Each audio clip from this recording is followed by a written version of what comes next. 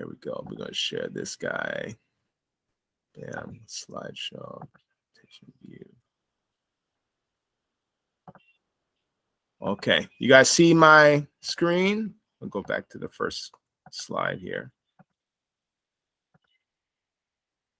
You guys see the screen? Okay.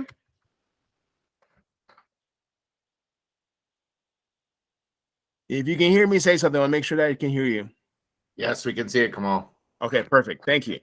All right, welcome to the 6 rules of nutrition, right? A very simple, not easy way to eat for all your goals. Now, here's the outline for today's discussion. Why the rules? Then we're going to go into rule 1 through 6.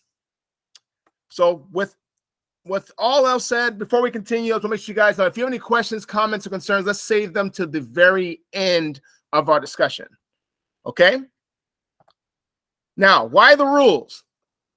So for most of us, we've experienced what it's like to diet and have short-term strategies that do not work. You know, you work for a little while and then they don't work at all, right? And we experience what we call yo-yo dieting after doing that. And then we build these unhealthy patterns, like being impulsive about the choices that we eat, or, you know, feeling a craving and succumbing to the craving of whatever carbs or type of savory food that is very common for us to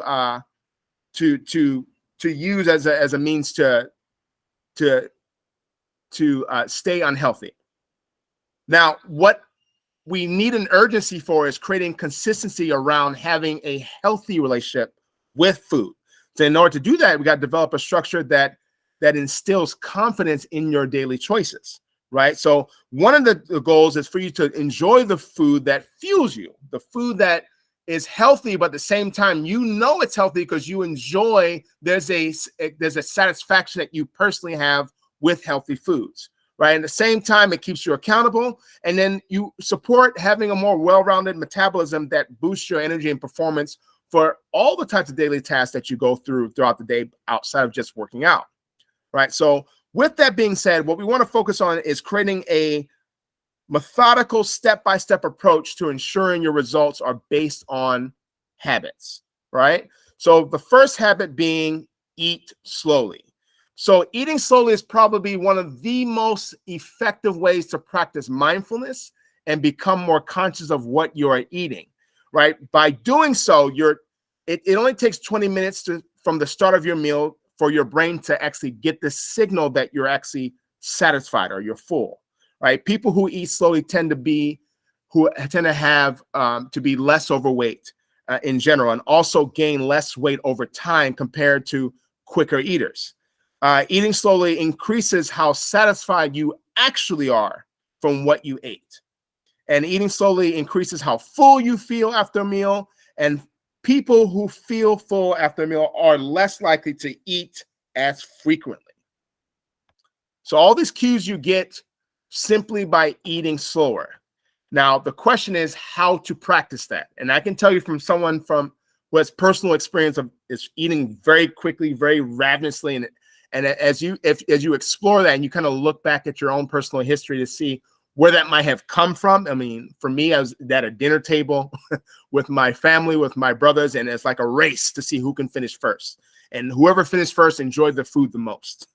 So learning habits that you can teach yourself to improve that, it's really, really important. So when it comes to slowing down, like how do you make that into a practice? Can you currently, with every bite that you have of the meals you eat, take 20 or 30 bites?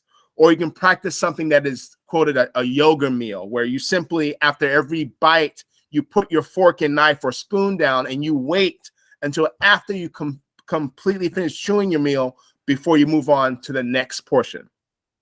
Set aside time. Many times when we're eating, we're not thinking about what kind of time to set aside. We're just eating because it's just, something to do. It's lunchtime. I got to eat. But actually setting aside time to eat slowly rather than just to eat lunch. There's a distinction there, right? So if I were to set a 15-minute timer and tell myself I'm not going to be finished with my meal until after this 15 minutes is up, how would that change how slowly you eat? Avoid distractions. For many of us, we're scrolling, we're watching a movie, we're watching television. So we have all these distractions that take our attention from what we're eating, how we feel about what we're eating, which encourages us to eat faster. And then lastly, choosing foods that involve more chewing, like chickens that are meats that have bone in it, or harder substances that encourage you to chew longer. That's key. Rule 2 is drink half your body weight in ounces of water. So the question is, how much water do you need? Now, according to the National Academy of Science and the National Academy of Medicine, the recommended guideline for adults is 125 ounces for men and 91 ounces for women. However, take away about 20% from the fact that you also can get water from the food you eat. You can adjust that to by about 100 ounces for men and about 75 ounces for water. So to keep it really, really simple, and not have to make things drawn out for you, it's better that you just focus on half your body weight in ounces, regardless of whether you're a man or a female, so that you have a target to kind of aim for, and more or less it's going to equal close to 100 ounces for men or 75 ounces for females. But it's more relative to who you are with where you're at as an individual. Now, the benefits of drinking half your body weight in ounces. So it's going to promote hydration.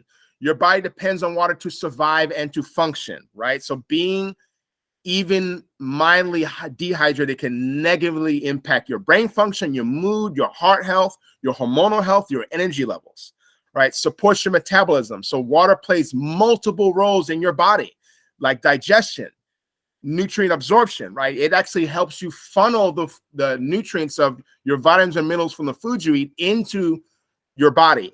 It helps you to accelerate the process of burning fat. Calms your appetite. So water can help fill your stomach. It helps you feel satisfied and full, very similar to eating slowly. And then supports your workouts. So properly staying hydrated is also crucial for your fitness.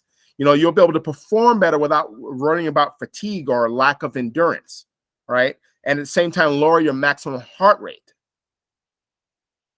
Now, how else can you increase water intake? So one of the things to think about is actually having water around you often. So carrying a water bottle so that you already have that cue to look at that I need to drink water. Try sparkling water. So if you're the kind of person that doesn't like to drink water or the taste of water, you might like carbonated water because for whatever reason you like soda. So it might be an easier transition for you to make that move from, soda into drinking sparkling water. Cut back on caffeinated drinks. Maybe instead of having those energy drinks that are really high in caffeine, do green tea or drink coffee. Eat more fruits and vegetables because believe it or not, they are mostly water. Besides the flavor and taste that they have or nutrients they have to offer. And then lastly, track your daily intake. Become aware of what you're doing. There are several apps out there you can use that will allow you to take stock in how much water you're drinking a day and on average what that is for you during the week. Rule number 3 is prioritize whole or minimally processed foods. So food processing exists on a continuum from whole foods to highly processed foods. So think anywhere from potato chips to the actual cow, okay, or an actual potato. So whole foods are in the form they were found in nature, okay? Minimally processed foods they've been slightly altered without substantially changing the nutrient content. Moderately processed foods are those foods that have been altered, but more significantly often are reducing nutritional value, right, by removing certain components from it. And then highly processed foods barely resemble what the whole food origin was and have very limited nutritional value. So what are the benefits of eating or prioritizing whole to minimally processed foods? They help you meet your nutritional needs, right? So you're able to get the nutrients from your minimally processed foods that you will not be able to get from highly processed foods. Your health will benefit. A diet rich in prioritizing your whole or minimally processed foods is associated with lower risk of depression, heart disease, type 2 diabetes, and cancer.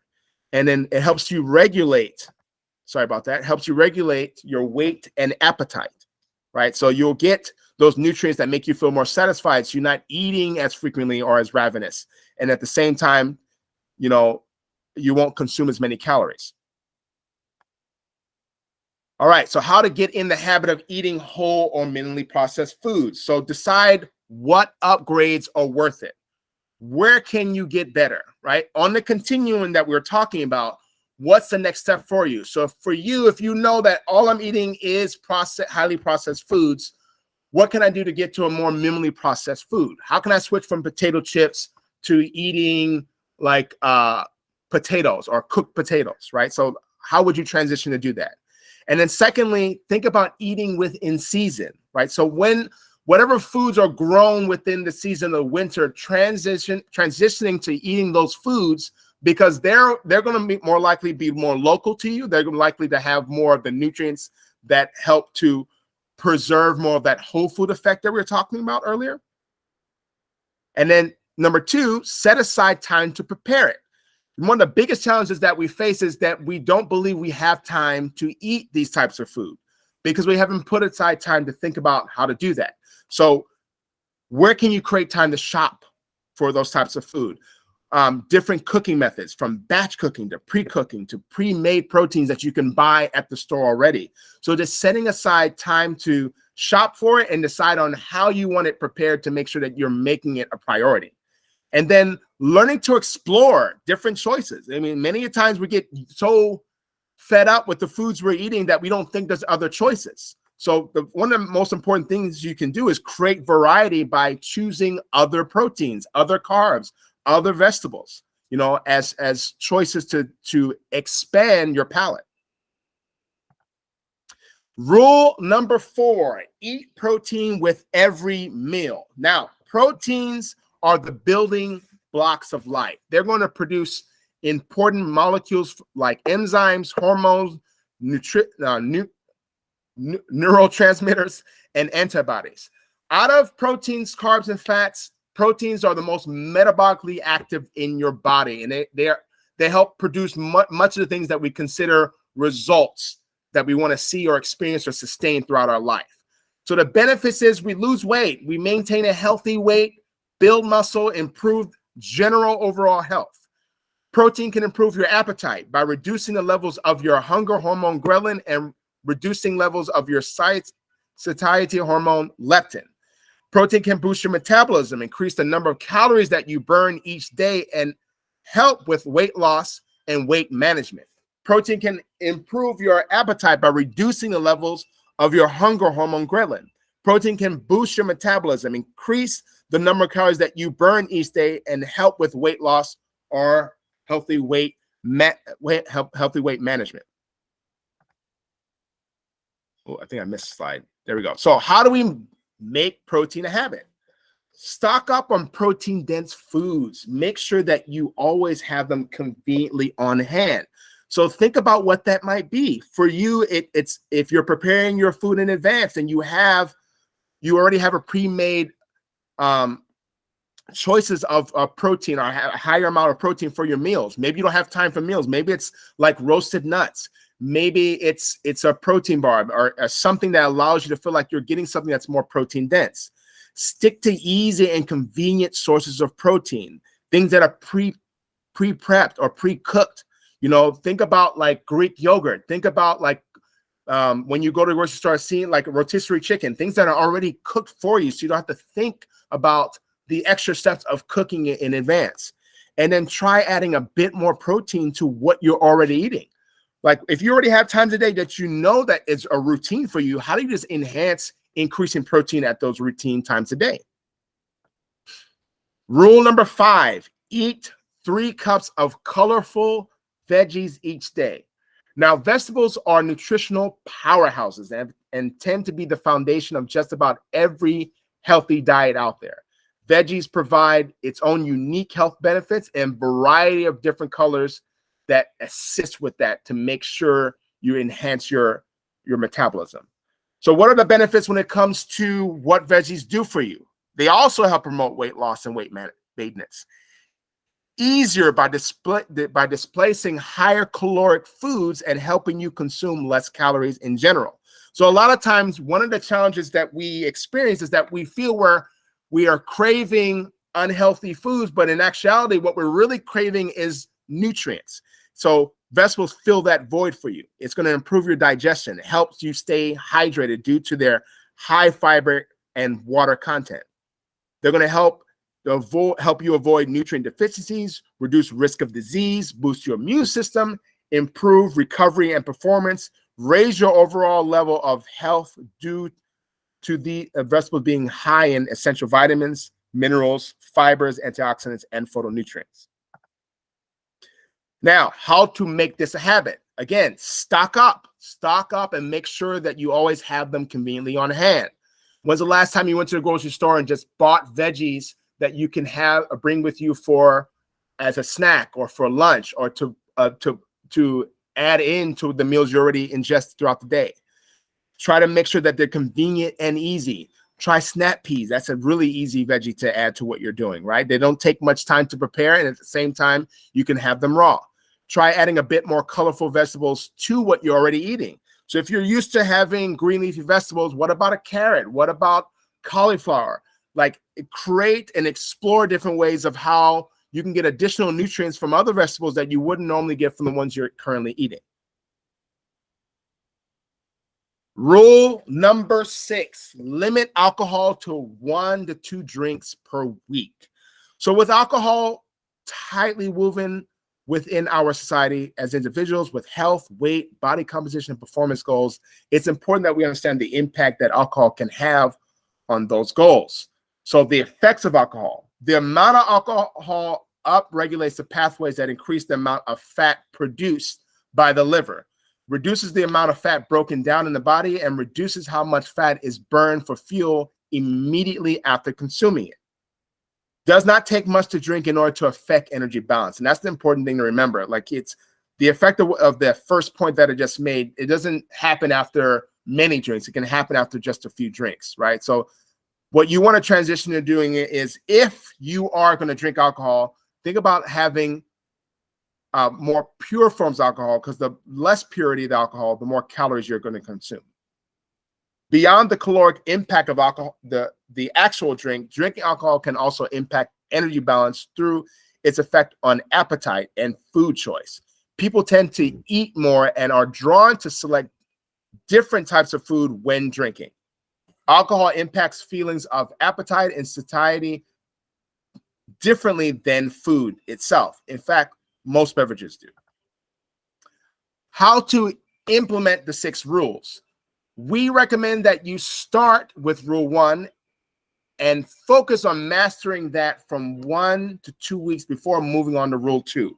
So why is that? Why should we focus on rule 1 and then transition into 2, 3, 4, 5, 6? Because if anything is going to matter the most, before you start going into whole foods or eating proteins, if you don't change how you're eating, if you're still eating those foods fast, you're really reducing the ability to maximize how much you're going to get out of the other rules, right? And then following each of those rules in succession. So whether you're transitioning from eating slowly, then to eating whole foods, then to eating proteins, you want to make sure you're following that order so that you enhance the variety of how much you can provide nutrition to your body, improve your immune system, improve your health. Second point is, it may be tempting to jump ahead or try to implement more than one rule at a time. But in our experience, the more you try to take on at once, the less you will actually accomplish. So giving yourself that time to just spend 1 to 2 weeks on each habit rather than jumping ahead to the next habit, it'll allow you to accomplish a lot more. Also, even if you feel you are doing a rule well already, we strongly encourage you to spend 1 to 2 weeks focusing on it, and become very mindful of what you're thinking, feeling, and experiencing while practicing the habit. So the part of the reason why we make this such a point is that it's easy to feel like, oh, I got it within 1 to 2, 3 days, and not spend the rest of the week or rest of the 2 weeks to really fine tune what else might get in the way, simply by giving yourself more time to make it a habit. So by giving yourself more of that time, you'll be able to explore what other things might come up that you can adapt to why this is a habit that you want to make sure becomes automatic. All right, now additional accountability. So if you feel like you've done all this, you feel like you've made you made an attempt to make our 6 rules a habit, and you still have a challenge with that, or you feel as though you just don't know how to create an order for how you can personalize your experience to become more objective about creating these habits. One of the things we definitely recommend is our 12-week nutrition coaching program, so that you can take the guesswork out of it. You have that objective view from someone else that gives you means to make your healthy habits unconscious to you, so you can sustain results that are reality for you. All right. And that is our presentation for today. Any questions? Any questions, comments, concerns, emotional outbursts? Go for it. Go for it, Ken. Well, I think you did a really good job and explaining everything. And I think all of your tips seem very achievable to me. Okay. Like, they're not too hard and they don't require too much change. It's more like a change in mindset. Yes. In a lot of it. And then just small course corrections where you're not having to recreate your whole lifestyle, just kind of change a little bit along the way. Absolutely. And that can make a big difference. So thank you. Awesome. So what would you guys say were your takeaways? If you had to look at that spectrum of the 6 rules and where you need to start or where you can get better at, what would that be for you? Mickey, do you want to go first? Yes, she does. No, number 6. Number 6. Giving up the alcohol. You don't understand what you're asking. Well, I didn't say give it up. I didn't say give it. I said reduce it. I do have a question for you. Okay. And this might be a concept that a lot of people have. Everyone talks about colorful fruits and vegetables. Yes. And then you said cauliflower. Cauliflower is white. No one considers that a colorful vegetable because it's devoid of all color. So okay. The question is, what vegetables are to be avoided? What should be left out of that category? So I think that's where you get into questions of whether or not are there certain vegetables that cause inflammation for you, right? Like nightshades, right? That might be an example of so that would be tomatoes. Exactly. So that's where tomatoes. What else is there? Like jalapenos. Like you have things that like spicy foods, spicy vegetables, like you want to stay away from, right? But you're not going to know that unless you know that personally. But as a general rule of thumb, like white, green, red, orange, purple, they all having a variety provides different health benefits as well. Like each one of those different colors have a different benefit to our system than just one of those, just having one of those colors alone. So just having a variety has helped you to reduce the need for missing out on some of those benefits. Right. And you also talked about better choices with potatoes and salad as well, but people slather all kinds of fat on it. Yeah. And that ruins the health benefit. Yeah. So I think that's where you look at where you are on that spectrum that we talked about earlier. Like, when you talk about highly processed foods, is part of your highly processed, is it like when I have a potato, it has to be potato spud with sour cream and butter and cheese. Like it may be for you, just need to reduce some of that and maybe just a little bit of butter on top of your potato with a little sea salt, right? That might be how you get closer to the spectrum of whole food to minimally processed foods. So that's where the being able to really think about knowing where you're currently at with what you're eating and how can you get closer to prioritizing more whole and minimally processed foods. Yeah, that's a good question. And I really like the one, Kamal, about adding water and slowing down. Yeah. And I think those two stuck with me the most. Those are two I would really benefit from. Mhm. But I've been told I eat a little fast. So are you done with breakfast already? Well, I've been eating it really slow. Oh, very good. Very good. Ken's been listening. He's been Yeah. watching. He's been watching. Luckily I don't drink too much, but I do once in a while, you know. Yeah. I can tell you from personal experience, one of the most challenging things from coaching people is eating slowly. They don't either. They think it's an easy task, and they realize they get caught up in the business of the day, and then they stop thinking about it. And then it's one of the ones I feel like we revisit the most of the rest of them, because you have to become aware of why it matters, and that's not something I can tell you. You have to experience it to know. Because once you know that you feel more satisfied and there's still food on your plate, it's like, oh wow, I didn't even think about that. But it's also looking at how you can create an environment that's going to help you support eating slowly. Because a lot of times, we're not in an environment where we can eat slow, right? We're either standing up and eating, we're moving on to the next thing, we're watching television, or we're eating things that are easy to just engulf very quickly. So yeah, that's an important point. Yeah, and I think that sometimes the ability to stick with new habits has to do with the goals are too big, you know. Yes. Unfortunately. And so Yeah. I think you've done a really good job of creating really small, attainable goals, you know.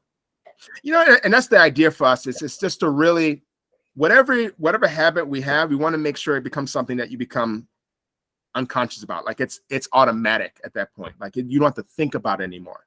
And so they should seem very, very easy or convenient. And if they're not, how do we make them convenient? How do we take a step back in order to make sure we're giving ourselves the platform to step forward, you know?